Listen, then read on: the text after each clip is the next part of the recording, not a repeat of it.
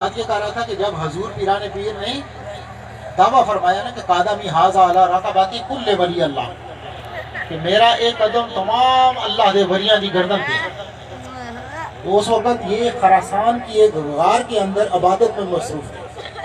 انہوں نے غار کے اندر اپنا سر جھکایا اور سر جھکا کے حضور پیران پیر کی آواز ادھر انہوں نے فرمایا کہ ادھر بغداد میں، اور پھر گالو یہ آگے کہ رب کی توحید کی قوت دیکھیں، اللہ کا نظام دیکھیں، مجھے ان کہنا کمیونیکیشن نظام سسٹم، ٹیلیفونک سسٹم دیکھیں اللہ کا۔ یا اللہ کے ساتھ اللہ رب العزت، اللہ کے حبیب نے فرمایا نا کہ اللہ فرماتا ہے کہ میں ان کے کان بن جاتا ہوں، تو سلطان الہند ادھر سر جھکاتے ہیں اور فرماتے ہیں کہ لا علی رقبی بل علی راسی بائی،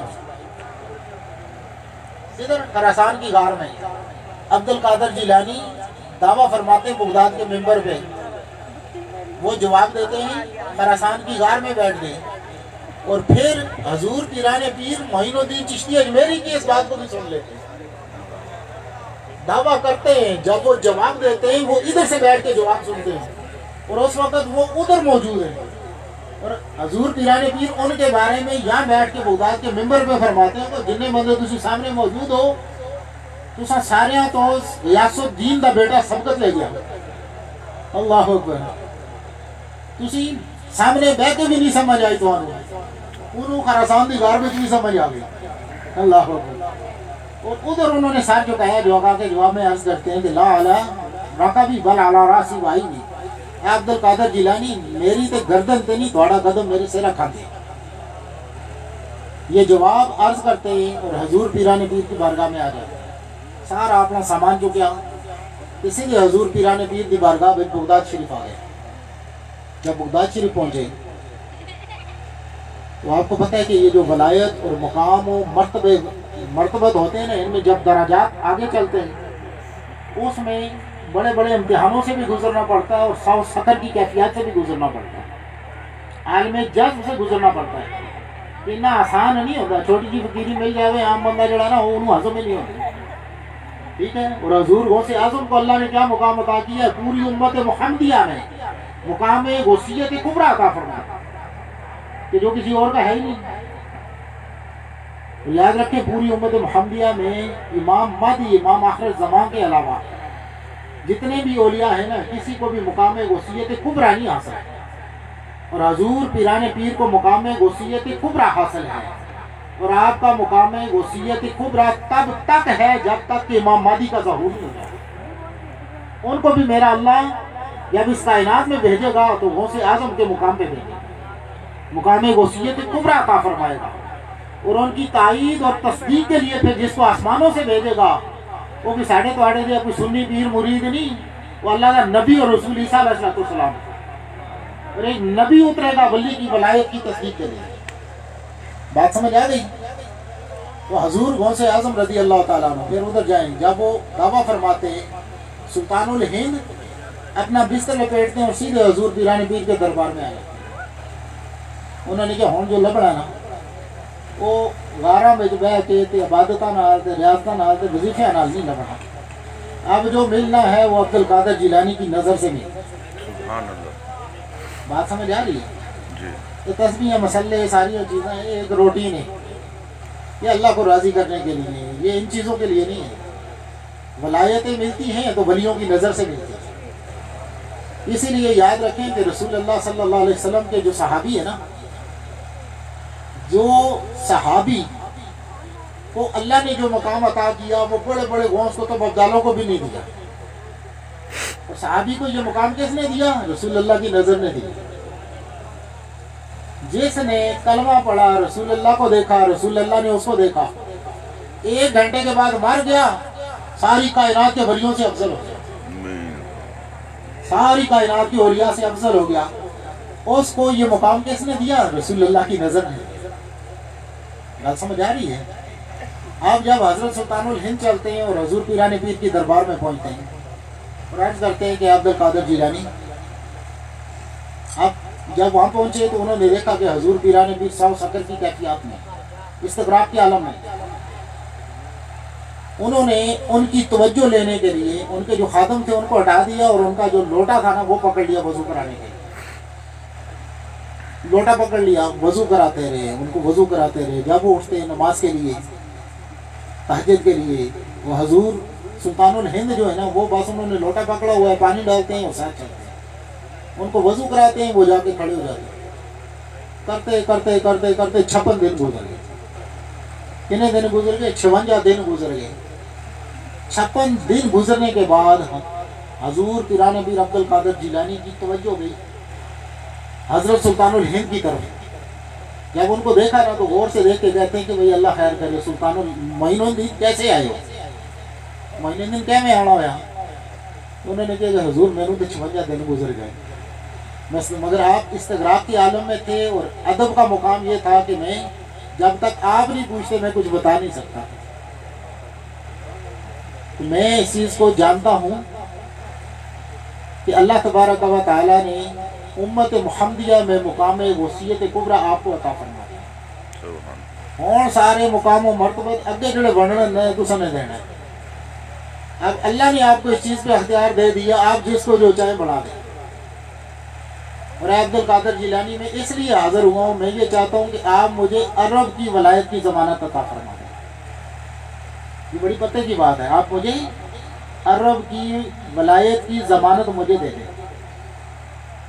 آپ نے خاموش ہو کے جواب میں فرمایا کہ تھوڑی دیر بعد فرماتے ہیں کہ نہیں معین الدین, عرب کی ولایت کی ضمانت تو میں شہاب الدین سروردی کو پہلے ہی دے چکا ہوں.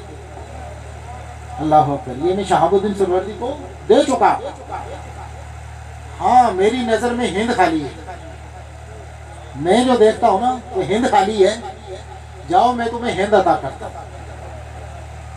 مشرق میں ہند کا جو علاقہ ہے نا میں تمہیں اس کی ولایت کی ضمانت دیتا ہوں, مگر یہاں سے جاؤ, ابھی سفر کر کے جاؤ اور سیدھے جا کے مدینہ تو طیبہ میں میرے بابا سے اس کی اجازت لے, اتنے جا کے نا اسے مور لوا لے.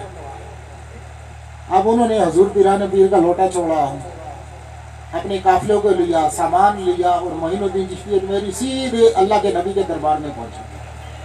وہاں گئے, وہاں جا کے جب ماہ عبادت ہوئے, اللہ کے حبیب سے رابطہ کیا, رسول اللہ صلی اللہ علیہ وسلم کی ان کو زیارت ہوئی, ملاقات ہوئی, اور اللہ کے نبی صلی اللہ علیہ وسلم نے فرمایا کہ اے معین الدین, میرے بیٹے عبد القادر جیلانی نے تمہیں جس ہند کی ولایت کی ضمانت دی ہے نا, جاؤ میں تمہیں سلطان الہند بناتا ہوں. اللہ اکبر, سلطان الہند بناتا ہوں. اللہ اکبر.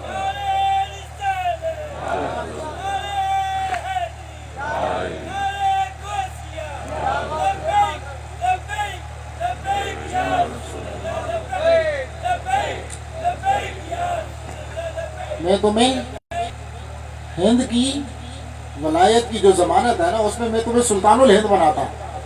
آگے ٹھپا کے لا دیتا رسول اللہ صلی اللہ علیہ وسلم. سلطان الہند کا خطاب رسول اللہ کی زبان سے نکلا, اور اللہ نے ان کو پھر ایسے سلطان الہند بنایا کہ جو ان کا چہرہ دیکھتا تھا کلمہ پڑھ لیتا. اور پھر اللہ کے رسول صلی اللہ علیہ وسلم نے یہ تو عطا فرما دیا, منزل کا تعین نہیں فرمایا. فرمانے لگے جاؤ اب میرا بیٹا جو ہے نا سیدنا علی حجویری داتا صاحب رحمۃ اللہ علیہ, اس کے پاس جاؤ, منزل کا تعین وہ کرے. یہ تو ہو گئی منظوری, ساری ہو گئی. اب تم نے کہا جا کے اپنا پایا تخت بڑھانا ہے, اس کا تعین اس نے کرنا ہے. اب اللہ کے حبیب ان کو چلاتے ہیں تو وہ سیدھے داتا صاحب آتے ہیں. یہ ہوتی ہے نا جو ایک دوسرے کے جاننے والے ہیں, ان کے درمیان جو معاملات اور چینل ہے وہ چلتا ہے اور قیامت تک چلتا رہے گا. ارے انہوں کل نظر آتا سی نہ نظر آ گیا, گل نہیں سمجھے. دیکھنے والوں کو کل بھی نظر آتا تھا, آج بھی نظر آتا ہے, وہ قیامت تک آتا رہے گا. بات سمجھ آ گئی. اب جب معین الدین چشتی اجمیری مدینے سے چلتے ہیں تو سیدھے داتا صاحب آتے ہیں. حضرت سیدنا داتا علی حجویری رحمۃ اللہ علیہ کے روضہ پاک پہ آ کے بیٹھتے ہیں, 40 دن تک عبادت کرتے ہیں. انہوں نے اتنے بڑھیا ہوا ہے نا, اس نے ویکھیا نماز کی جگہ. 40 دن گزر گئے, حضرت سیدنا داتا علی حجویری رحمۃ اللہ علیہ ان کے سامنے آتے ہیں. وہ فرماتے ہیں کہ معین الدین, تمہارا جو پایا تخت ہے, تمہاری جو جگہ ہے نا, گدی ہے, وہ دہلی کے اندر ہے. یہاں سے تم سیدھے دہلی جاؤ, جا کے وہاں جا کے اپنا پایا تخت بناؤ. جب انہوں نے ان کی منزل کا تعین کیا تو اس وقت حضرت سلطان الہند نے داتا صاحب کی شان میں لکھا کہ گنج بخش فیض عالم مظہر نور خدا. اللہ اکبر. یہ باتیں ہیں کہنے کی آنکھوں والوں کی، نظر والوں کی. بات سمجھ آ رہی ہے؟ انہوں نے کیا؟ گنج بخش فیض عالم مظہر نور خدا، ناکساں راہ پیر کامل پیراں را رہنما. ناکساں راہ پیر کامل پیراں دا بھی رہنما. یہ ان کی بارگاہ میں آج بھی حضرت داتا صاحب کے مزار پہ یہی شعر لکھا ہوا. یہ حضرت سلطان الہند نے ان کی شان میں پڑھا. جب وہ وہاں سے چلتے ہیں اور جا کے ہند کے اندر، دہلی کے اندر اپنا پایا تخت بناتے ہیں، اس وقت وہاں پہ ہندوؤں کی اور مہاراجوں کی حکومت تھی. مہاراجے پنڈت ان کی حکومت تھی. اور یہ جتنا بھی ہندوستان ہے نا، ہندوستانی قومیں ہیں، یہ ساری کی ساری پانڈو کی اولاد سے ہیں. بات سمجھ آ رہی ہے؟ پانڈو کے 5 بیٹے تھے، کنتی، اور یہ آگے ان کی اولادیں جو چلی ہے نا، یہ پورے کا پورا جو بڑے صغیر ہے یہ ان کی اولادوں سے ہے. اور ہندوؤں کے نزدیک مہاراجے اور پنڈت جو ہیں، ان کے نزدیک پانڈو دنیا کا وہ مقدس آدمی تھا. میں نے ان کی کتابیں پڑھی ہوئی ہیں ہندوازم کو. وہ کہتے ہیں جو خود داس دیو معاذ اللہ، اللہ کی نظر سے پیدا ہوا تھا، لہٰذا وہ کائنات کا مقدس آدمی تھا اور ہم اس کی اولاد سے. یعنی ہندوؤں کا اپنے بارے میں یہ نظریہ ہے، یہ عقیدہ ہے. اس وقت چونکہ یہاں پہ سارے یہ ہندو مہاراجے اور یہ پنڈت تھے، تو آپ نے دہلی کے اندر آ کے ناسا جھیل کے کنارے اپنا وہاں پہ آپ نے اپنی گدی لگائی، پایا تخت بنایا، وہاں قیام کیا، اپنا خیمہ لگایا. تو آپ روزانہ جاتے، جا کے وہاں سے پانی لیتے ناسا جھیل سے، اور وضو کرتے، باقی آدمیوں کو وضو کراتے، نماز پڑھاتے اور قرآن کی تعلیم دیتے. قرآن پڑھایا کرتے تھے. حضرت سلطان الہند بیٹھ کے نا خیموں کے نیچے، پتوں کے درختوں کے سایوں کے نیچے بیٹھ کے رسول اللہ کی امت میں جو لوگ اسلام قبول کرتے تھے ان کو قرآن سکھایا کرتے تھے. آج لوگ کہنے نہیں جی مولوی کچھ اور چیز ہے، تو جو فقیری ہے نا یہ کوئی اور چیز ہے. او بھائی، فقیری ولایت علم کے بغیر ملتی ہی نہیں ہے. وہ کہنا باج علموں جو کرے فقیری کافر مرے دیوانہ. علم کے بغیر اگر کوئی فقیری کا دعویٰ کرے نا، وہ یا کافر ہو جائے گا یا پاگل ہو جائے گا. کافر تو ہو سکتا ہے، دیوانہ ہو سکتا ہے، ولی نہیں ہو سکتا. بات سمجھ آ رہی ہے؟ انہوں نے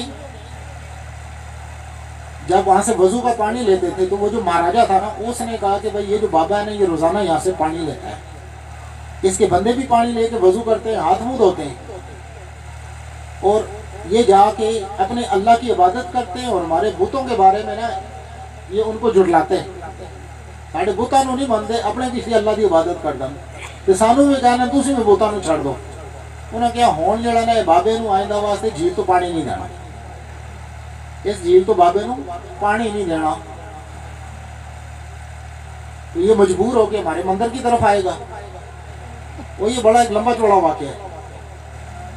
تو اچھا سارا واقعہ سنا دوں. اچھا تو وہ جب جھیل کی طرف انہوں نے اس پہ پہرا لگا دیا تو حضرت سلطان الہند نے اپنے خادم کو بھیجا. وہ جب وہاں پہ پہنچے تو انہوں نے کہا جی سلطان کا آرڈر ہے اور ہمیں پانی نہیں دینا. تو